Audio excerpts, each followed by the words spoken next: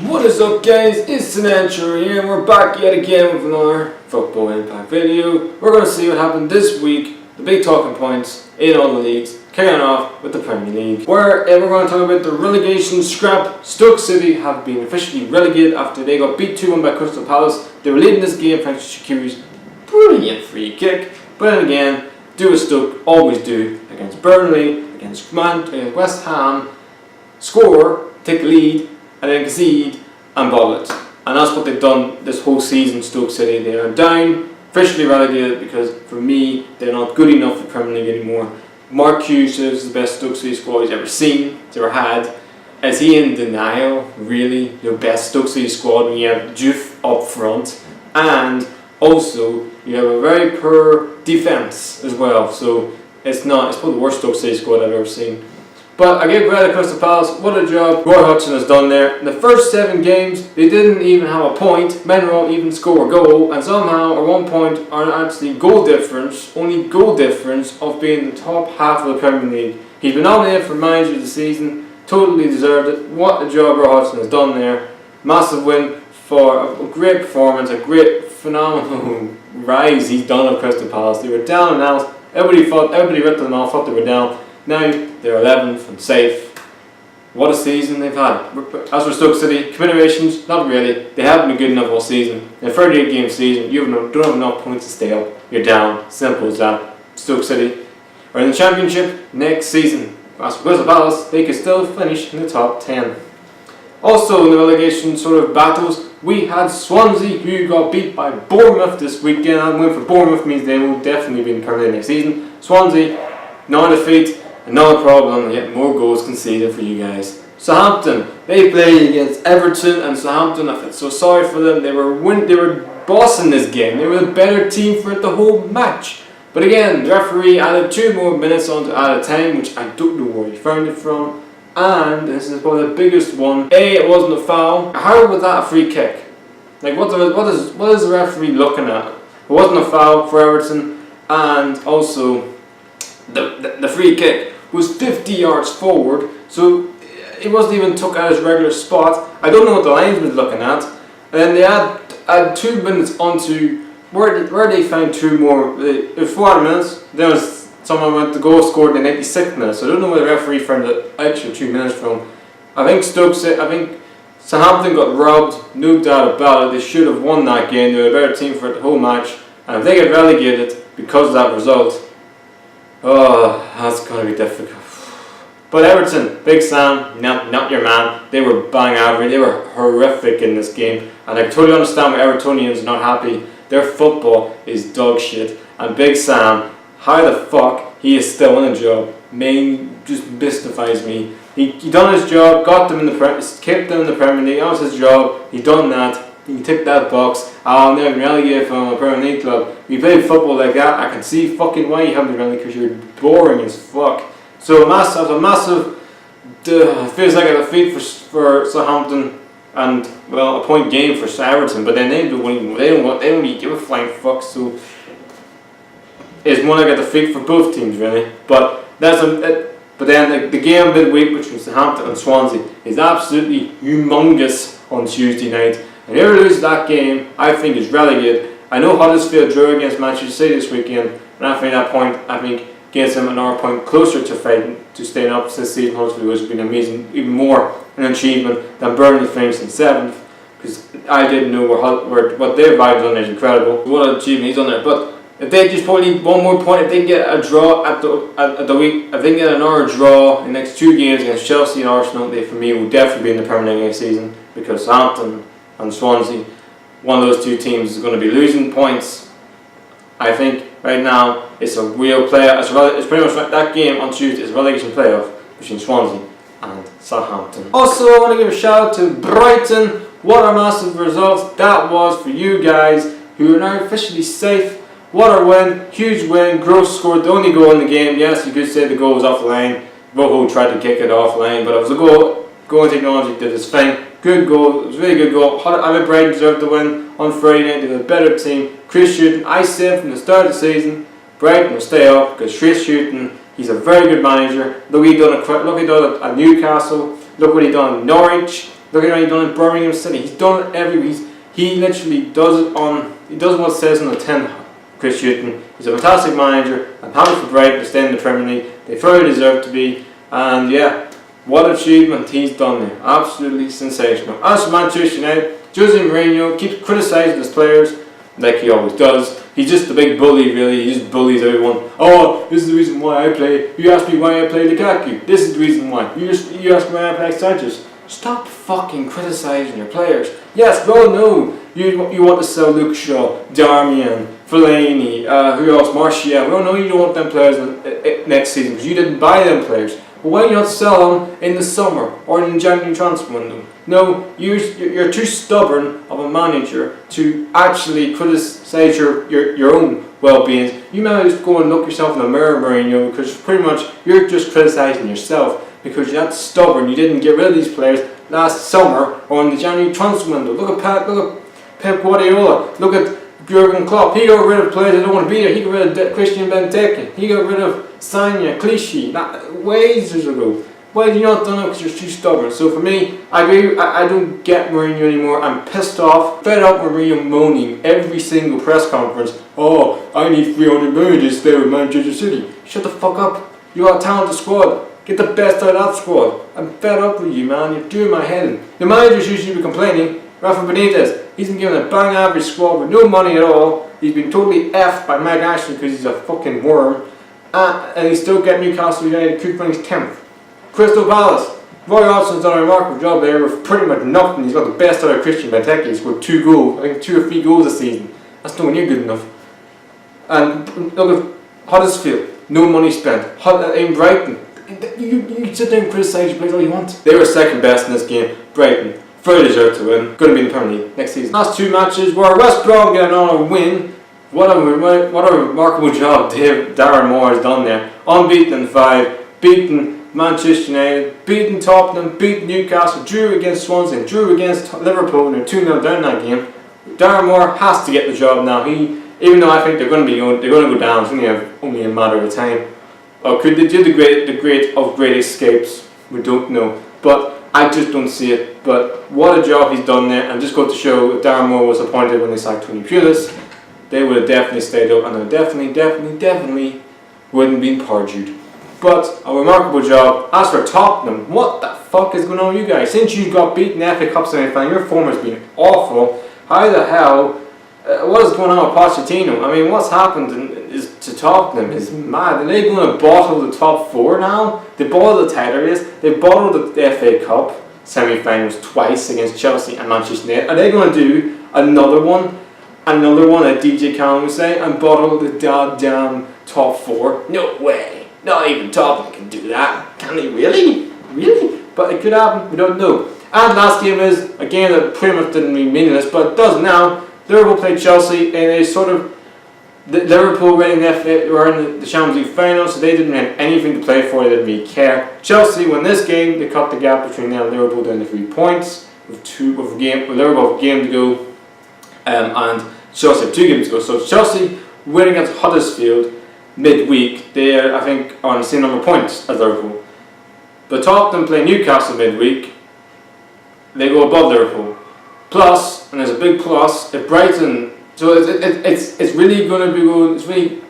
It could go either way in this top 4 race, because right now the top 4 is wide open now after Liverpool's defeat against Chelsea, and Chelsea thoroughly deserved to win. Giroud's goal was only goal in the game. It was a really good header. I thought Eden Hazard had a fantastic game. Kante looks like they're back to his best as well. So they thoroughly deserved. Liverpool weren't at it. Salah had a very off day. Firmino wasn't at it either. It was a very poor Liverpool performance, but I totally understand. If it was 2 teams that deserved to be off their pace, Liverpool because they made the Champions League final, and Man City, who's saying how they own the league, nothing to play for, they own and just break records. So they deserve to be off the pace, but I expect Liverpool to beat Brighton, who are safe and nothing to play for really. I expect them to beat Brighton at Anfield next week, and I expect Chelsea to beat Newcastle away, but then again, Newcastle being a party move for Rafa, so we wouldn't say on that one. And Tottenham have got some tough games as well, Newcastle and Leicester, so it's going to be really interesting end of the season with the top 4 race. But hey, is never a dull moment in the Premier League. So guys, here's the Premier League table where Man City top with 94 points and only need a win to break the points record, and I think a goal to break the goals record. Man United, with their defeats against Brighton, are still second. Liverpool, Tottenham and Chelsea are fighting for the Champions League places. Arsenal, with their massive win against Burnley, are stay sixth. Burnley will be in Europa League after Everton's draw against Southampton. And then Leicester and Newcastle around the top 10. And the bottom is Crystal Palace, Bournemouth, Watford and Brighton, 1 point to separate those teams. West Ham are safe after their massive win against Leicester this weekend. Huddersfield are just safe, not far away, pulling another point next 2 games just to make sure. Southampton and Swansea are fighting in a relegation playoff. Pretty much that match, in a relegation match, that is huge on Tuesday night.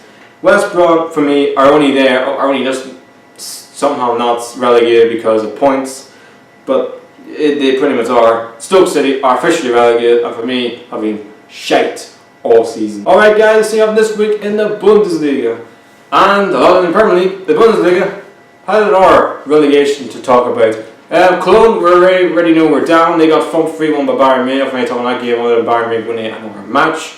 Hamburg played Frankfurt in a huge game for them. Frankfurt, who are trying to still get Europa League spot, and Hamburg, who are trying to do what they always do, stay up every year. But it doesn't know what's going to happen this year. They got thumped 3-0 by Frankfurt. Massive win for them in their manager's last home game. He's off to Bayern Munich. Wolfsburg, who are fighting, they're just in the relegation playoff as we speak, only 2 points above Hamburg. They got thumped 4-1 by Leipzig this weekend. Ola Lukman scored 2 goals. You really are 2 very good goals. And Leipzig are now only 2 points up the Champions League places, so they can easily get Champions League. But Wolfsburg can easily get automatic relegation spots, so it's going to be wide open in last day of the season, those 2 teams. Mainz, who are officially safe after their win against Dortmund this weekend, which means Dortmund have to go on last day of the season to make sure they're in the Champions League next year because they're so crap. Their team has been appalling.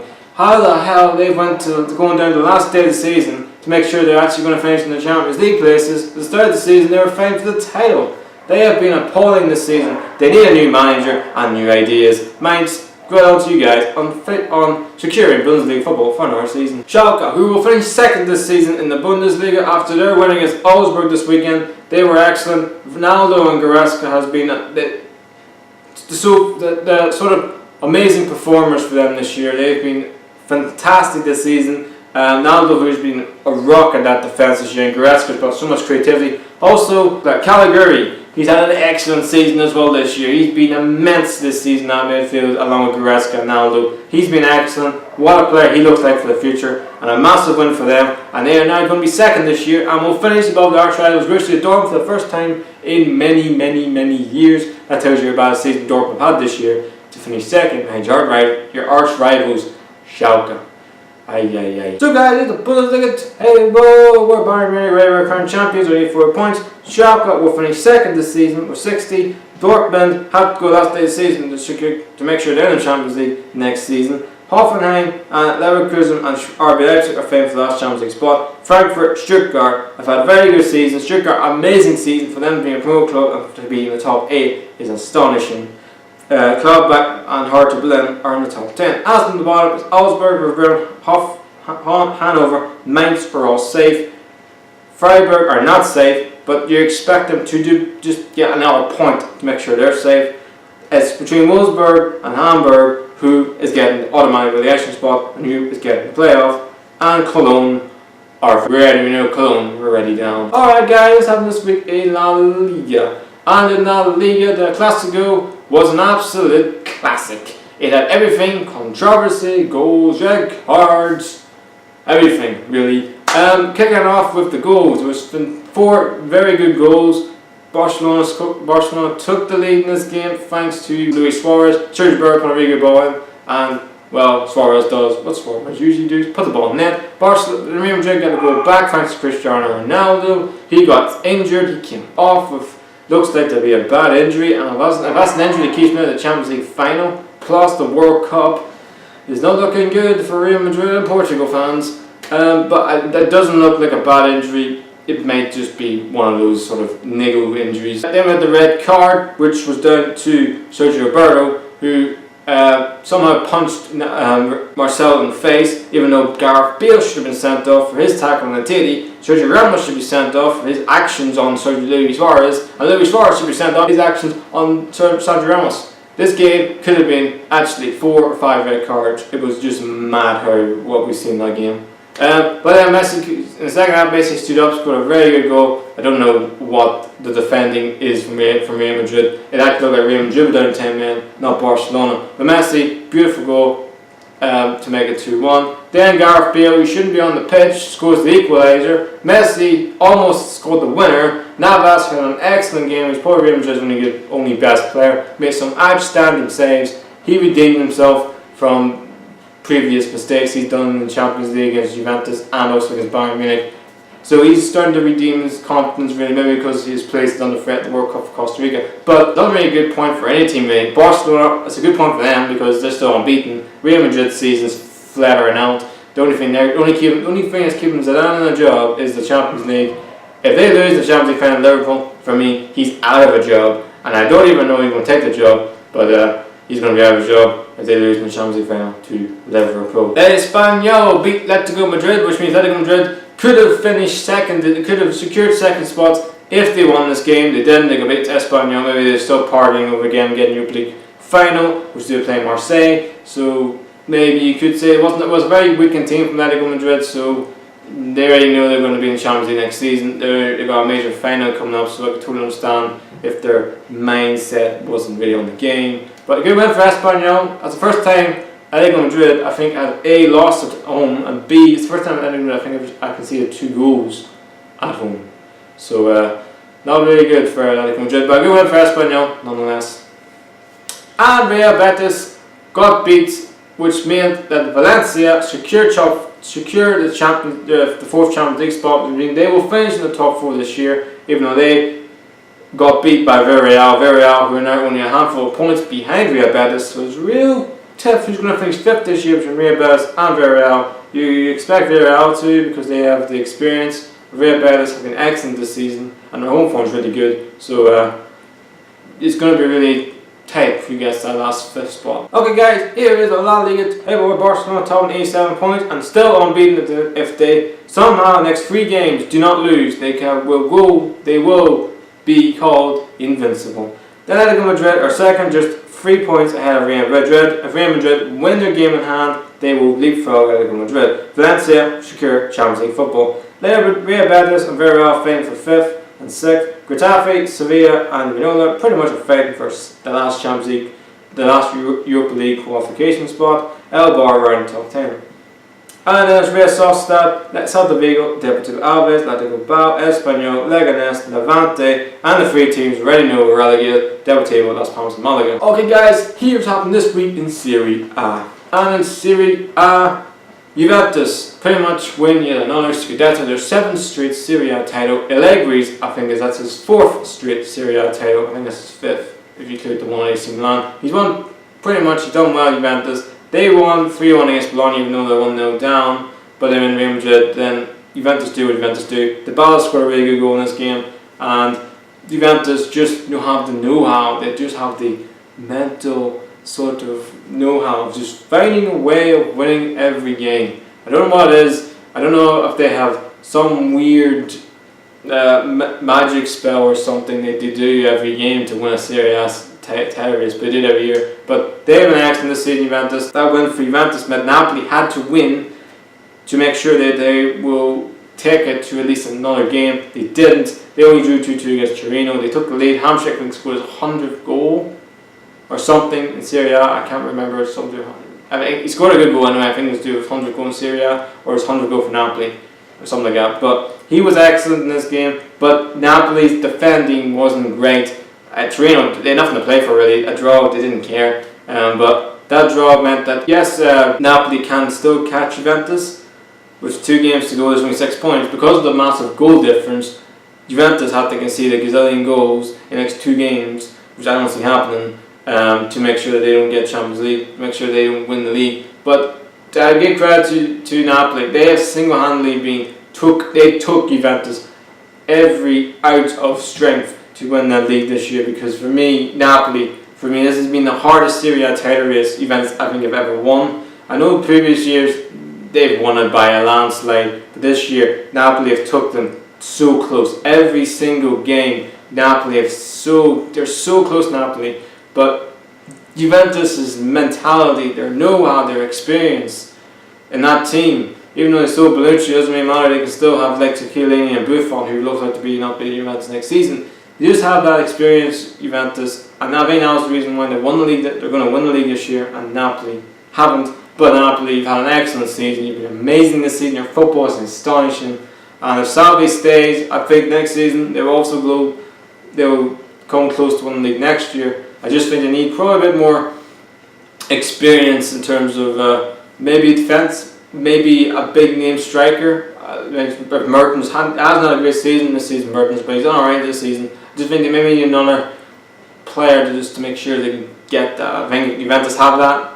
Like Dybala, Higuain have been average this season. They still got Mandzukic, they've still got other players like Douglas Costa.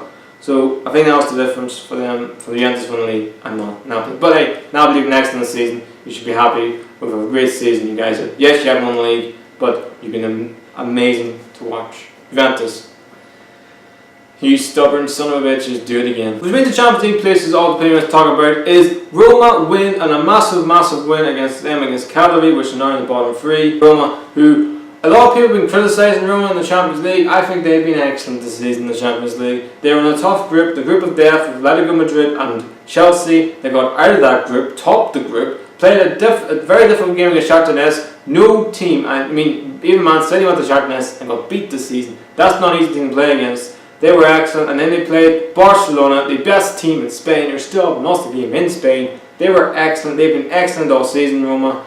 I just thought Liverpool's attack-minded just had enough in the end. Yes, I know you could say if you're Roma, Roma didn't have a great defence. Fazio was appalling. Yes, Fazio was the weak link at Roma in the first leg and definitely in the second leg. But Roma were excellent this season in the Champions League. They've been a breath of fresh air. Not like Monaco last season. Monaco were excellent. Roma have been this year. They've been amazing. The football in both legs was astonishing, especially in the second leg. Roma were at it. And then Golden scored an absolute pearl of a goal, and the second goal penalty wasn't bad either. But some decisions didn't go their way, penalties, and you could say maybe Liverpool shoot down to 10 men. But in the end, I just felt Liverpool had enough in the end to win the to get through the Champions League final, and that was the difference.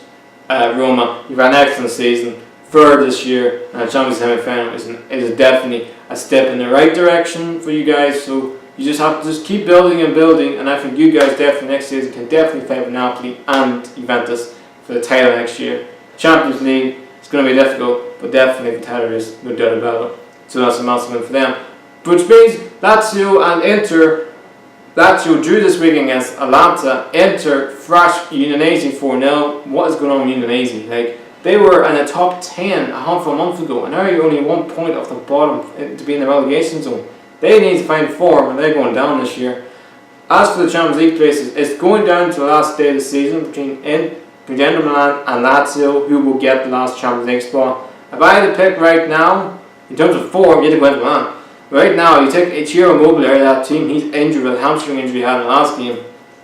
They just haven't been the same team. They just lacked. He's a massive presence in that Lazio team. His goals, his creativity, his vision, his everything. He just brings so much to that team.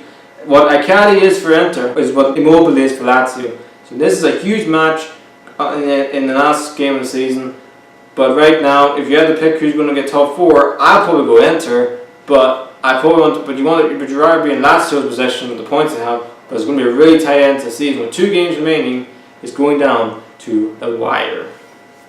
And last game at Chievo, who sacked the manager last week, got a massive win this week. Let's get them out of the relegation zone. We put, like I said, Cagliari in the relegation zone. There are 5 teams in the bottom half in the Serie A table. One of them are getting relegated. I have got no idea who's going to go down. For me, if I had to pick right now, Udinese, because their form is appalling. Also, Hellas Verona have been relegated this weekend after they getting beat by AC Milan. They've been not good all season. I think they had the second worst goal difference in Serie A. I think they have the third worst goal difference in the whole entire Europe. So not good enough.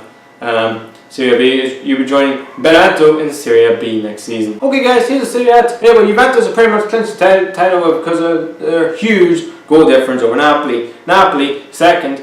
It's going to be another second for you guys this season.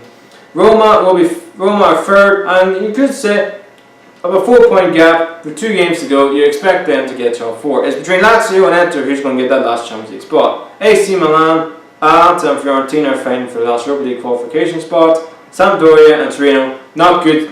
I've had very poor seasons for you guys. Then at the bottom is Genoa, Sassuolo and Bologna, who are all safe. Spal, Chievo, Crotone, Udinese and Cagliari are fighting for the last relegation spot. Hellas Verona will join Benevento in Serie B next season. And guys, last League 1, where the Champions League places continue to hot up. Lyon win against Troyes, you expect them to beat Troyes, who are now in an automatic relegation spot. Monaco get a late winner against Cannes, with literally a late winner, the last kick of the game. Marseille get a late goal as well from Dimitri Payet, which they beat Balotelli's Nice. But Lyon we're going to start with Lyon. They were pretty okay in the game. They brought in Fekir, was back in the team. You totally see he's just a different player. When they've Naby Fekir, he's been excellent. I think he's been Lyon's player this season this year. I know Memphis Depay in recent games has stepped up, but over a season he's been absolutely sensational. He's probably between him and probably Cavani, and you could maybe say Florian Thauvin, who's been Ligue 1 Player of the Year, but he's been excellent. So a massive win. So that's a good win for Lyon to make sure they're still second. Monaco are still third after their late win, but they were poor in this game. Monaco, they just won this game because Cannes, I thought, deserved a draw in the match, but because they need the points just to make sure they're in the league next season. But that's a big dent for them. A massive win for Monaco. Marseille came back from 1-0 down thanks to Balotelli's goal. It was a really good goal, by the way. Germain scored a really good finish, but Dimitri Payet, I thought it was the best game he's had in a very long time. He scored the winner. A really good finish, really. He just had to do is tap it in the back of the net and score. So a massive win for Marseille, a massive win for Monaco, a massive win for Lyon. Those 3 teams, it's good. It looks like to be going the last day of the season for those 3 teams for the Champions League places. But I probably should give right now, I think Lyon probably will get Champions League. I think they're in good form. I think Monaco and Marseille, it's between them two who will get the last spot. I can't pick at the minute because I don't really know, because it changes every weekend. So you have to wait and see. And I want to talk about the last game is Lille. Massive shout out to them with a huge win against Toulouse. That win for Lille takes them out of the relegation zone altogether, put Troyes in the automatic relegation spot, and put Toulouse in the relegation playoff. So right now it is so tight down there, and you probably say you've got 41 points, you're safe. Everybody else, you're not safe. Also, Metz have been officially relegated this weekend because they got beat, and Lille won this weekend, which means they were officially relegated. So they've had a horrific season. They haven't been good enough all season. They're a shite team with shite players, with shite squad. Ligue 2 is your level. Okay guys, here's Ligue 1 table with 2 games remaining. PSG, with their draw at the weekend, doesn't even matter. They're pretty much, the league was wrapped up months ago. Lyon are still second, only a point ahead of Monaco. Monaco, who are only a point ahead of Marseille, is really going down to the wire for the Champions League spots.